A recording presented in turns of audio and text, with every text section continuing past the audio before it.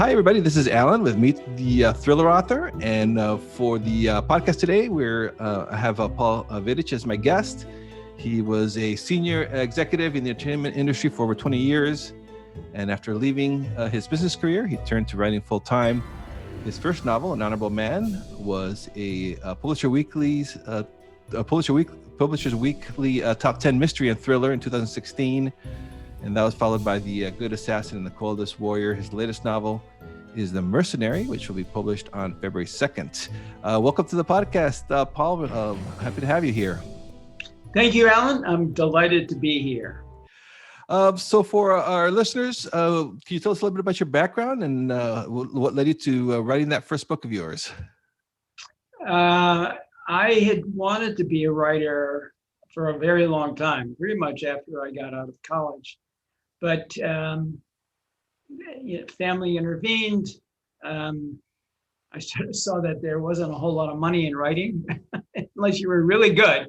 And I didn't have the confidence to be really good. So I had a career in business at Time Warner and Warner Music for a fair number of years. And I wrote on the side short stories, but made a bargain with myself that when I was financially able to leave my job, I would, and that happened when I was about 56. And I had written a number of short stories. Some of them won awards, and one of the agents who read a short story reached out to me and said, "We love your work, but we don't publish short stories or don't represent short stories. So do you have a novel in mind?"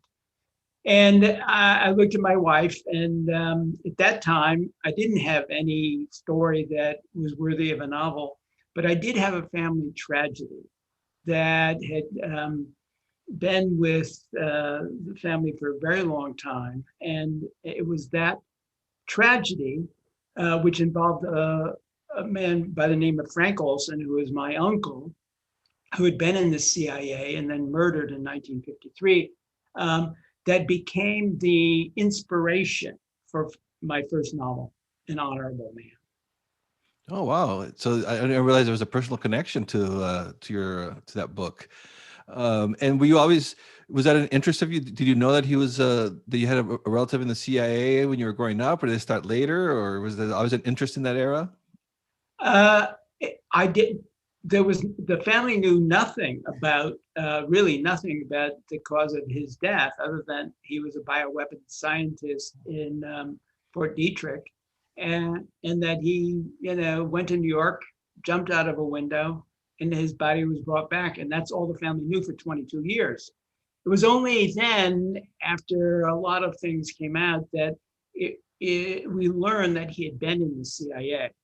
And what intrigued me about the general character of somebody who works in espionage through the sort of association with my uncle is that he lived in this sort of lonely, isolated world where he couldn't talk about his doubts about the work with his wife, and he couldn't talk about his doubts about the things that were going on that he was responsible for with colleagues without seeming to be betraying, their trust. So he lived in a very lonely world, and in fact, that's sort of been a theme in many of my characters.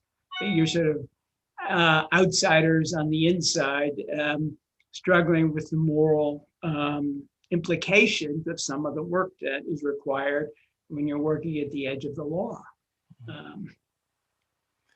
Yeah, I really enjoyed. Got an advanced copy of The Mercenaries, so thank you for your publisher and you. But like very George Smiley, like that whole feeling of like you said, we're saying like the isolation and. But anyway, can you tell the story? Can you tell the listeners about The Mercenary, about that story, and how it all came together for you? Yeah, after I wrote The Coldest Warrior, the challenge every writer has is, so what's next? And in my case, I had a character, George Mueller, who I liked, but I didn't want to make each of my stories novels about one character. So in The Mercenary, he's a subsidiary character, and the major character is a sort of a Russian-American mongrel, born in one country, raised in another. But I hit on the story because having grown up in the Cold War, I was fascinated by the Soviet Union of the 1980s. It was a dangerous adversary for the United States during my youth, but then it suddenly collapsed, like an old consumptive sick man. And it was only afterwards that we began to understand what was going on in the twilight of that country. A lot of money was going into military technology, but it was a crumbling economic system. And in that time, there were a lot of senior KGB officers who were fed up with life in the Soviet Union, were obviously loyal Russians, but they defected. And it was a story of one of these defectors, a guy named Adolf Tolkachev, who was a senior radar specialist, whose story, when I hit on it, I said, that's an interesting story.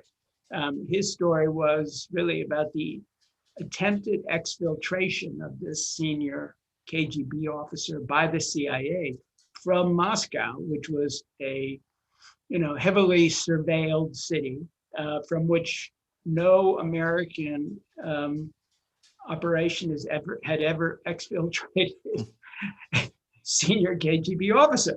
So I said, oh, that's an interesting story. And then from there, of course, I built, subplots, themes, characters, but it really dealt with, that was the basic premise. Yeah, your books, like your other books, were set in the 50s. This one's set in the 80s, during the Cold War, obviously, the height of the Cold War.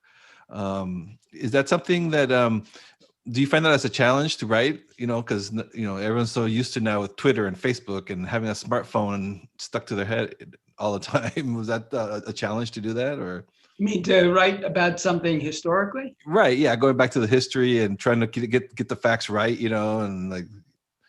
Well, I actually find it easier writing in what ends up being a period of my life that may be an historical period for other people. But, Yeah. and there are two advantages to it. One is that there aren't too many people who are going to be so familiar with those periods and the specific, incidents that I'm writing about, that they'll correct an error. Although I've had a couple of errors corrected for me by very, curious and determined readers. But generally, looking backwards over your shoulder, sort of what every writer does when they write a book. You have to be able to put some perspective between yourself and the material you're dealing with. And so for me, looking at the Cold War was, in a way, I was looking at my young, when I was a young man. And I knew a lot of the themes, I knew a lot of the sensibilities.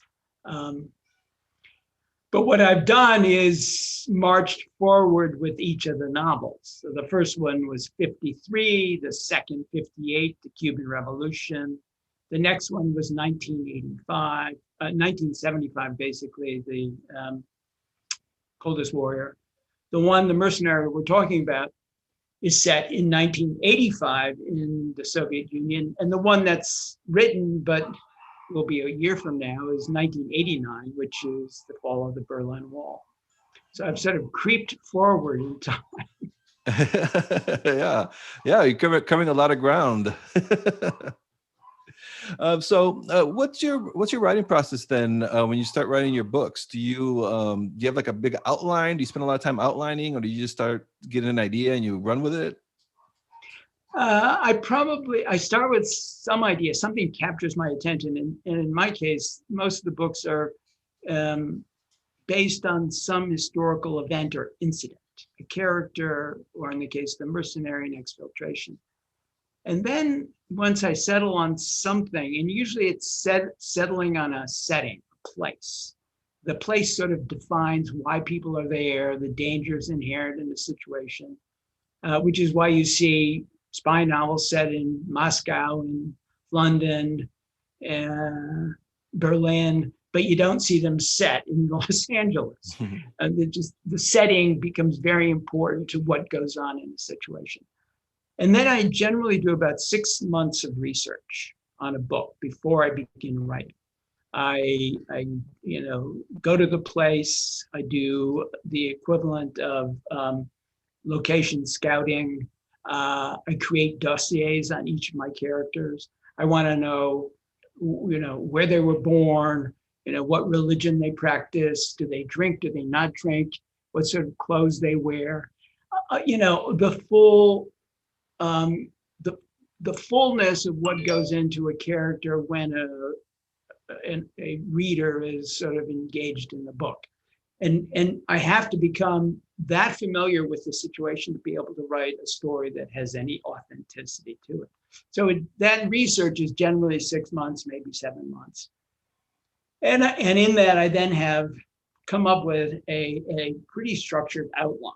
I sort of know the ending of the book generally before I begin writing the opening paragraph. And then the writing itself can be anywhere from, the first drafts tend to be very quick, 45, 60 days. But I generally do 5 or 6 drafts over the course of a year. And each draft gets more detailed, and you sort of add nuance and subtlety along the way as you get further and further, deeper and deeper into the story itself and the characters. And then I give it out to people to read. And of course, what I thought was good comes back with 3 or 4 pages of comments. And my first reaction is, wait a second, I dealt with all that. But the hardest thing, but probably the most important thing for me, and maybe for other writers as well, is to listen to the criticisms that people have. Because when you're a writer, you're that close to a story, you assume things that a reader doesn't assume. And the reader sees things or sees gaps in character and motivation, conflict. So it's a very iterative, even though writing is a lonely process, it's a very iterative process too at times. Yeah, there's a lot of, it's a very collaborative at the end, right? I mean, like you said, the first draft, but then all these people come together for the final version of the book. And were you a fan of spy thrillers before you started to write, when you were in business? Were you a fan of the genre? I was. I always liked Graham Greene, John le Carré, big favorites of mine. And generally, what books by those and other authors have is a wonderful story that's character driven. And there are a lot of thrillers that are plot driven, story driven, but Graham Greene and le Carré, Eric Ambler, and others generally deliver character driven stories. And once you're into the character, then you can deal with what I find to be the interesting sides of the story, which is the moral dimensions, the difficult choices people have to make when you're in the business of basically secrets and deception and suborning, and in some cases murder. And the thing about spies is that they live in this sort of liminal space outside of the domestic laws. And they, in some ways, are legally sanctioned criminals. The things that they do overseas would be illegal if it was done domestically.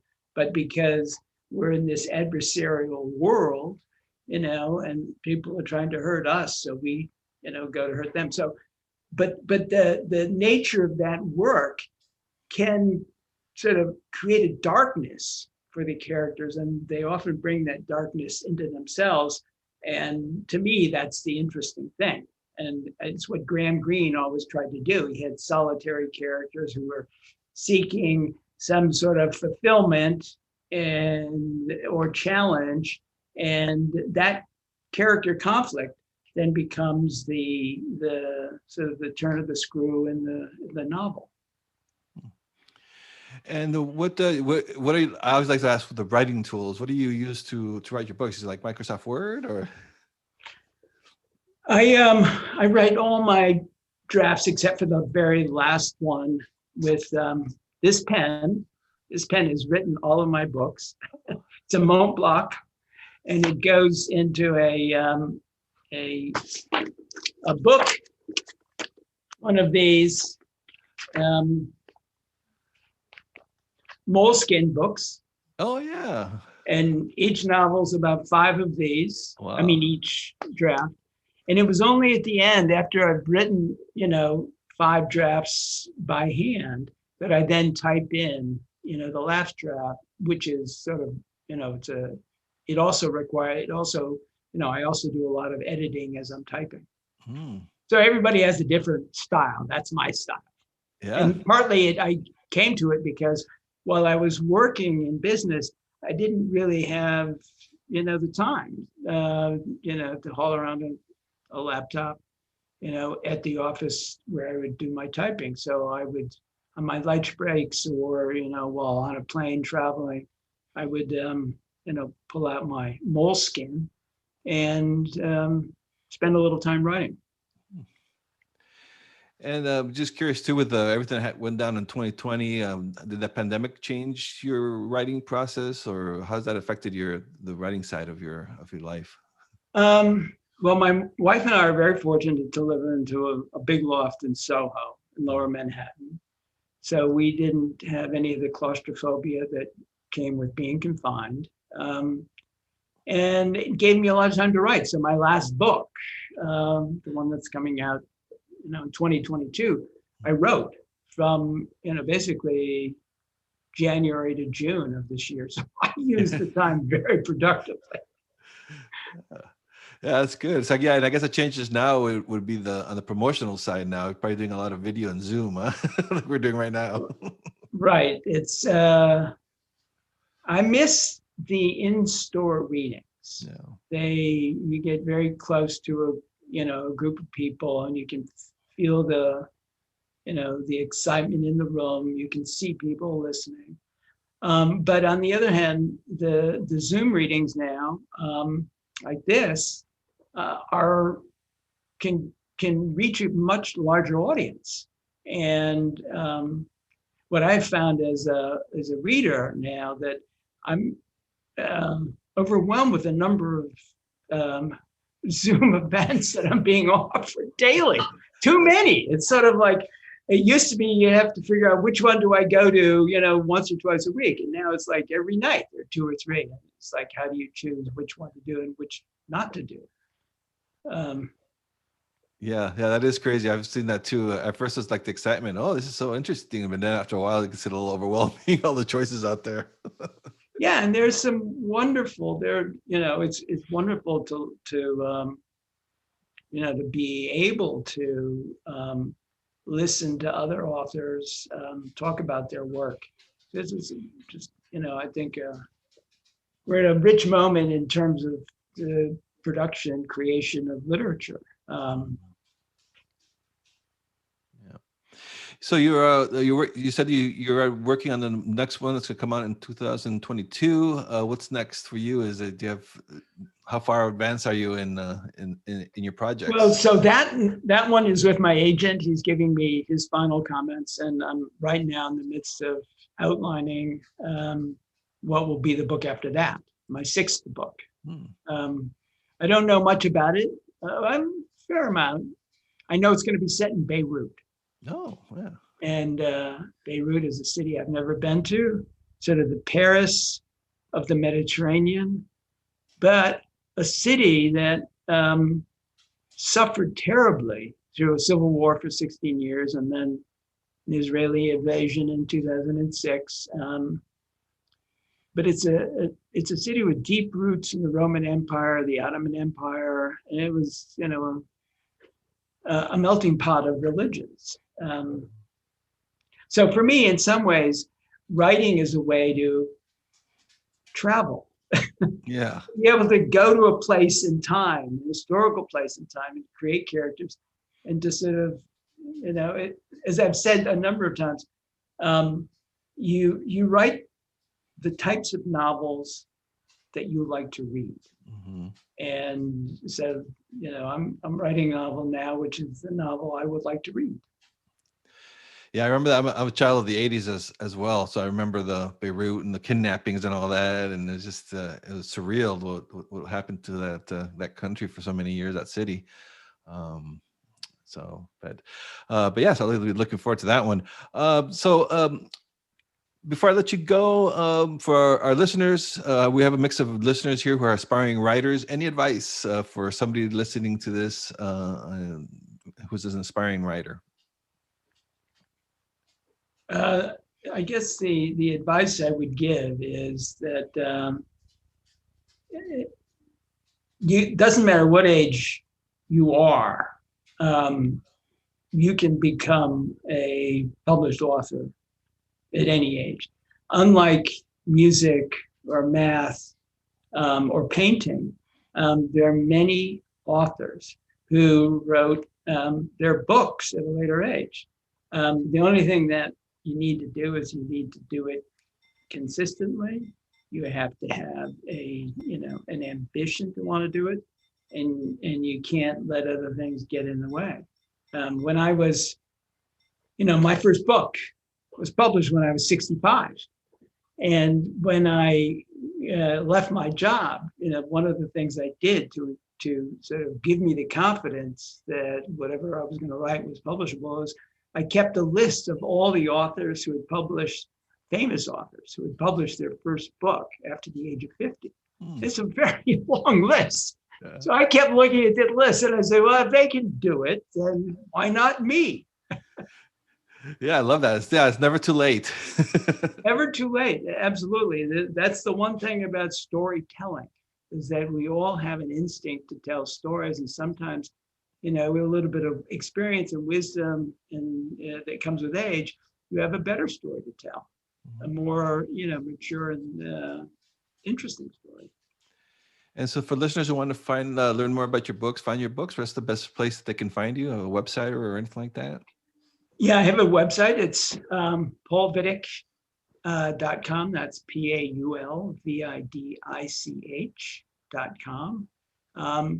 And the books are also on, Amazon or any of the online book retailers. All right, great. Well, thank you so much, Paul, for being on the podcast. Really enjoyed talking to you about your books. Thank you so much, Alan.